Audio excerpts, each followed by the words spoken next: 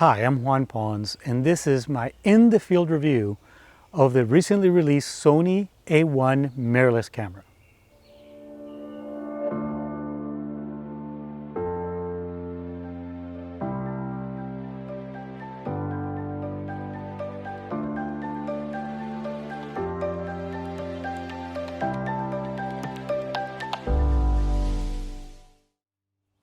Hello folks. Before I get into the review, I just want to give you a couple of disclaimers.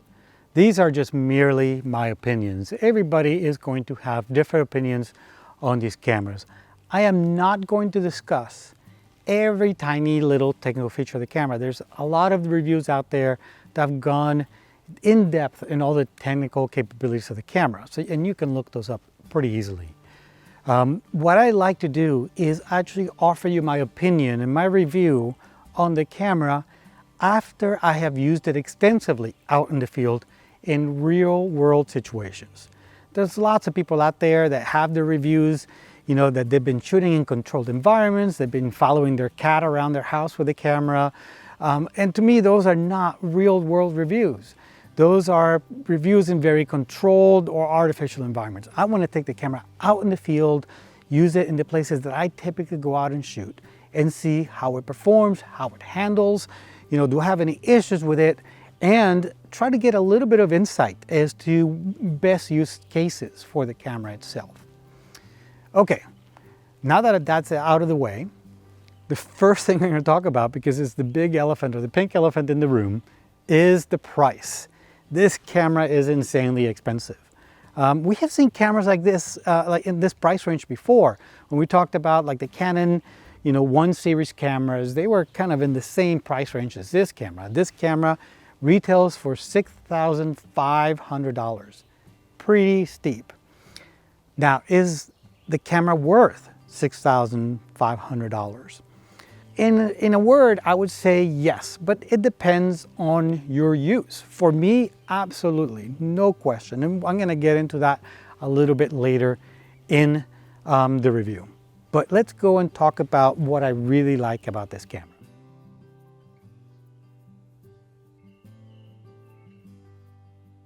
So let's first start talking about megapixels. This camera is 50 megapixels. Yes, it is a step down from the A7R Mark IV that I was shooting with before, but I was also shooting with an A9, which is 24 megapixels. And this is a huge improvement over the A9 as far as image quality is concerned. Now, it is a step down a little bit from the A7R Mark IV in terms of megapixels, and in terms of image quality, a tiny bit. And we'll talk about that a little later on as well. But 50 megapixels is still a huge amount of pixels. And all the other advantages that the camera offers me more than make up for the fact that I lost 10 megapixels shooting with the A7R Mark IV prior to this and going to this camera. But to me, one of the most important aspects of this is the autofocus performance. The autofocus performance of this camera is astounding, incredibly amazing as far as I'm concerned. This camera does 120 calculations a second in the autofocus system to try to get the right autofocus, or try to get the right focus on your subject. I have had nothing but incredible experience with this camera. I've shot snowy owls flying straight at the camera with me, shooting with a 200 to 600 millimeter lens. And if you've seen my previous review on the 200 to 600 millimeter lens, you'll know that the 200 to 600 doesn't perform as well as, for example, the 100 to 400 in autofocus performance. It is a great lens, but the 100 to 400 edges it out in autofocus performance. But I feel that that gap that existed there, especially with the A7R Mark IV, has considerably narrowed now with the A1 and this lens. Yes, the 100 to 400 still edges it out a tiny bit, but not enough to really make a difference for me. And I much prefer to use this 200 to 600 with the camera. So the autofocus performance is absolutely amazing, incredible. Not just with everyday subjects, but also with those birds in flight that are flying straight towards you, that's one of the most difficult subjects and situations for the autofocus system in the camera, and this camera aces that. Now let's talk about frame rate, which is another really important consideration. Like I mentioned before, I used to shoot a lot with the A9 as well as the A7R Mark IV. The reason I shot with the A9 is because it's superior autofocus performance over the A7R Mark IV.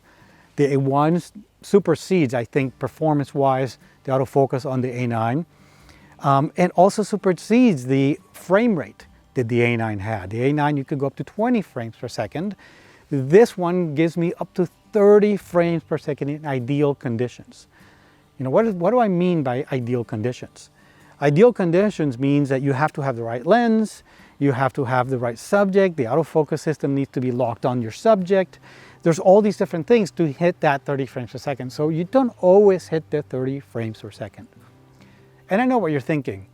Who needs to shoot at 30 frames per second? You know, and not many people. I don't shoot 30 frames per second all that often. But guess what? There are situations where being able to shoot at the fastest frame rate is going to be advantageous, especially for birds in flight or fast-moving subjects. If I'm able to capture that wing position in the perfect spot, in the perfect angle, you know, my images are going to be that much better. And in order to do that, having that fast frame rate is going to offer me a huge advantage over, you know, a slower frame rate.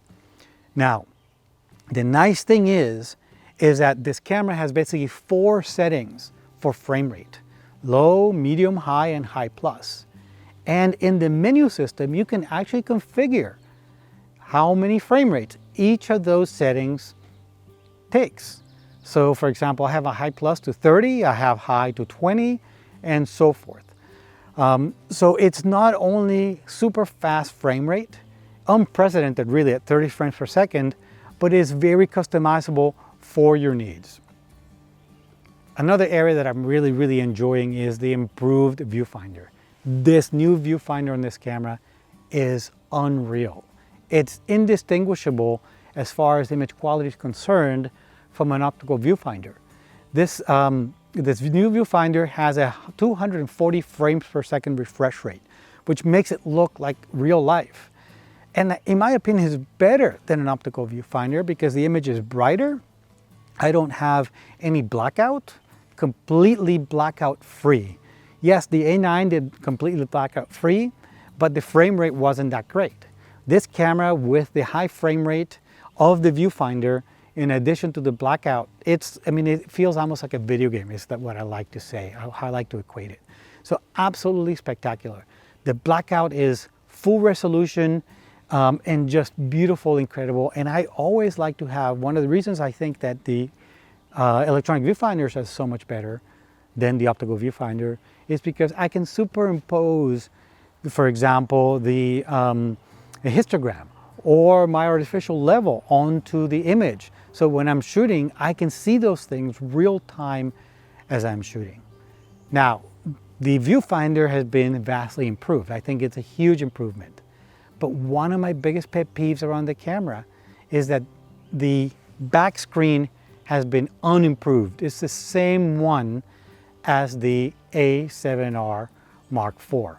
Yes, the touchscreen is much better now in the back screen. I can actually use the menus by touching the screen. I can pinch and zoom on the image, something I couldn't do before.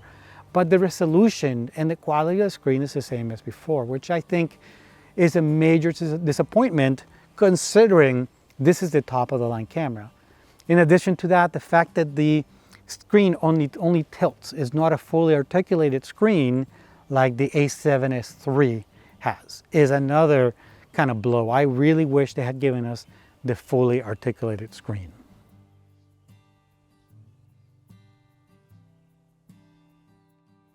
Let's talk about ergonomics.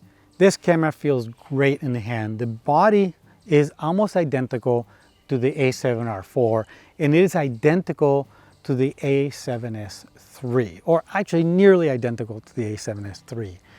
The body itself is a little bit bigger, about 1 millimeter in size, so much so that if you use the Really Right Stuff L plate system, you need to get updated plates to work with it. It actually can use the same base plate as the A7S III, but the side L plate needs to be retooled. You need a new side plate for it.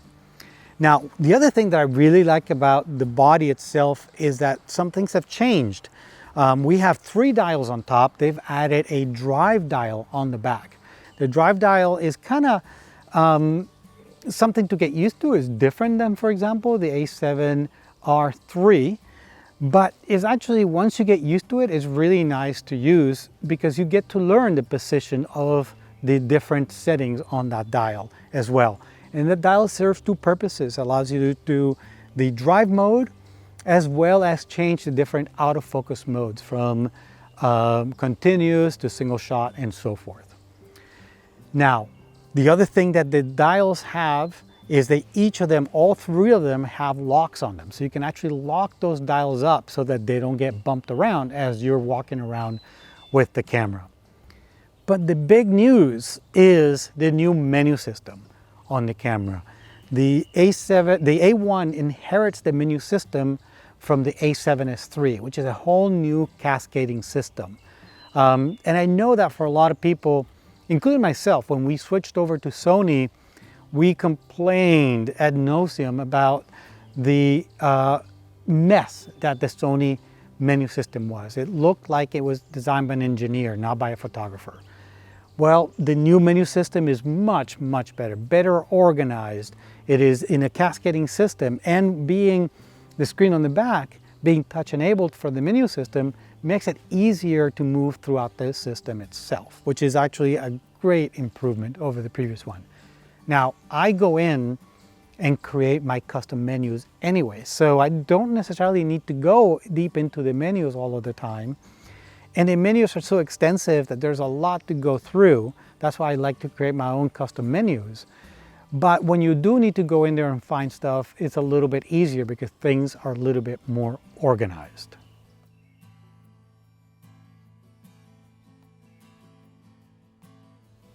Another new feature in the camera that is somewhat controversial is the new memory cards that the camera is compatible with. Sony opted to go with the CF Express Type A cards. And this is the first camera out there really that uses Type A cards, and Sony right now is the only company producing the Type A cards, which means that these cards are obscenely expensive. Right now, Sony has 2 different cards. I forget the capacity. I think it's 80 gigabytes and 160 gigabytes, something along those lines. I know that the 160 gigabyte, the bigger card, is $400, which is absolutely crazy. But I will tell you, I really like these cards. They're small, yet they're very tough. I always felt funny using the SD cards because the SD cards just felt like they were so fragile. I couldn't put them in a pocket because I thought I was going to break them and snap them. Whereas the new CF Express Type A cards are nice and thick and sturdy. But the best part about this is that they're insanely fast. The camera is also compatible with the SD UHS 2 cards, like the A7R Mark IV is. So you can still use those cards no problem. But the SD UHS 2 cards are only going to give you, and I say only, it's still very fast, but they provide 300 megabits per second of throughput, write speed.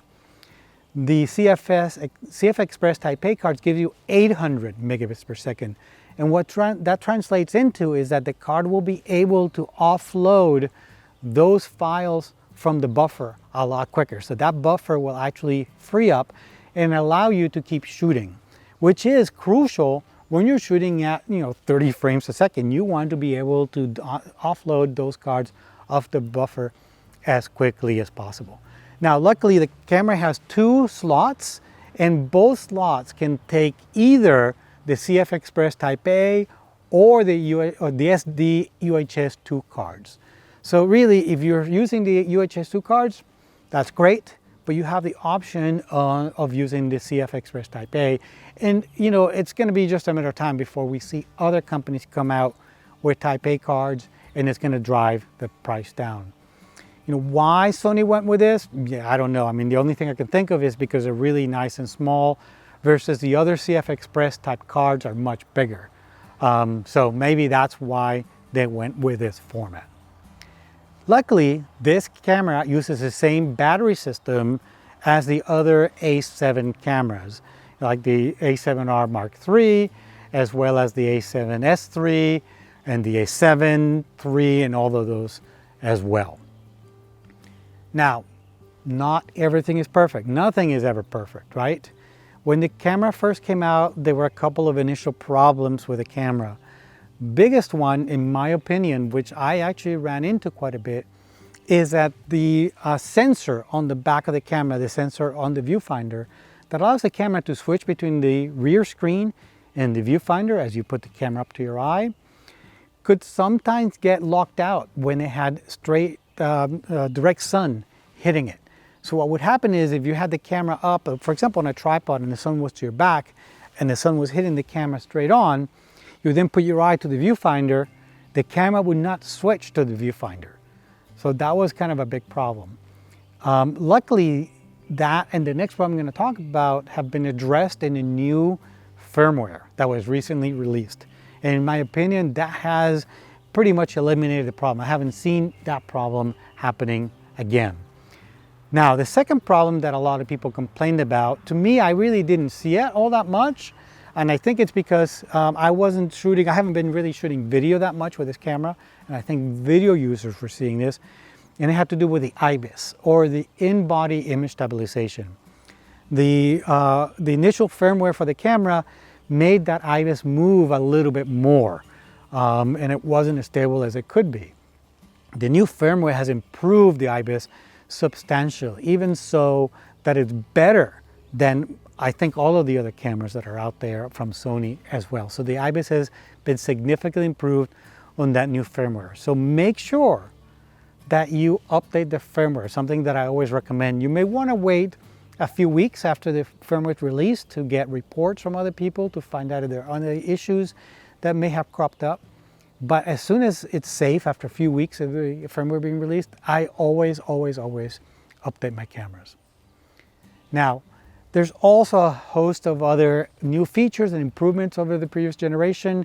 And I'm not going to go so much into detail about this, but something for you to look into if this is something that really interests you. And one is that this camera can shoot 8K video, and without the overheating problems we've seen with some of the other camera manufacturers that are out there. So if you absolutely want to shoot 8K video, this is the camera for you. In addition to that, the camera can shoot 4K at 120 frames per second, which is awesome for doing slow motion videos as well.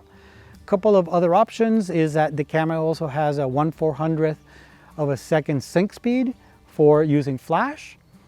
You also have a couple of options for raw files. You can get compressed, uncompressed, and so forth. So there's a few other options that we didn't have before. It has a new Wi-Fi system that allows for much faster transfer of images over Wi-Fi. And it's got a super fast wired transfer rates. The camera actually has a Ethernet connector right on it. And it allows you to transfer the files if you're shooting tethered very fast.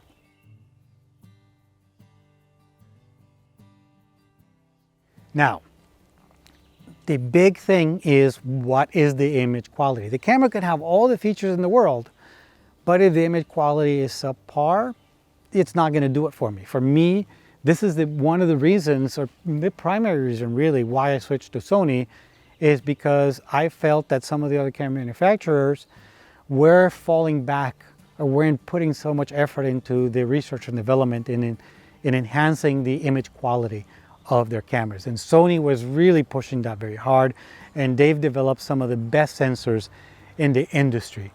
I feel that the image quality in the camera is astounding, is just as good as the A7R4. And actually, just very recently, DxO released their scores for the A1. And yes, it is a little bit lower than the A7R4. The A7R4 is rated at 99. The A7R III is rated at 100, and this one is rated at 98. The performance on color depth as well as dynamic range is a little bit, tiny bit less than the A7R IV, but not so much so that's really something that we're going to notice. So the fact that we have improved on the frame rate while keeping, essentially the same image quality and the same, and when I say image quality, I'm not just looking at ISO performance. That is only one aspect of image quality for me. The other aspect of the image quality, and by far is one of the most important parts of image quality for me, is how well I can edit a file in Lightroom. I felt that, for example, the A9, when you went to edit the file in Lightroom, it didn't hold up as well, especially as you were editing files that may have been in low light capabilities. Yes, I know that camera has a better low light or high ISO performance, but when you went to edit the file itself, it didn't perform as well as, for example, the A7R IV, in my opinion. Well, I feel the A1 performs just as well as the A7R IV as far as being able to do edit work on those files. So, which is amazing to me. Even though I've lost 10 megapixels, that's fine. I don't care. 50 megapixels is still big enough to provide enough real estate for me to be able to crop my images when I need to. Now, is the camera really worth it? Again, it really depends on your use. For me, it absolutely is. For me, I'm primarily a wildlife photographer. The frame rate and the improved autofocus in a 50 megapixel camera is kind of a dream come true. I've always said that I always wanted, or my dream camera would be a camera that merged the best features of the A7R IV and the A9, and I have to say that this is that camera.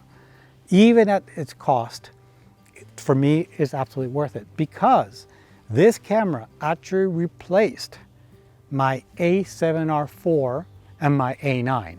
So this one camera can serve both of those functions. I'm no longer having to pick and choose which camera I'm going to use. I can get everything that I need with this one camera. Yes, I will still have a backup camera out in the field, always do. But it's, super important for me to have a camera that can do everything that I need to in one body. That's always going to be a huge advantage over having to pick two different bodies that we'll use in two different situations.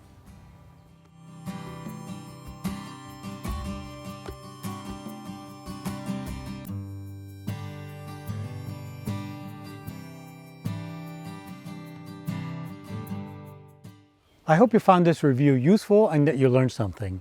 If you did enjoy it, I would appreciate it if you could hit that like button, share it with your friends, and perhaps subscribe to the channel so you can enjoy more content like this. Until next time, take care.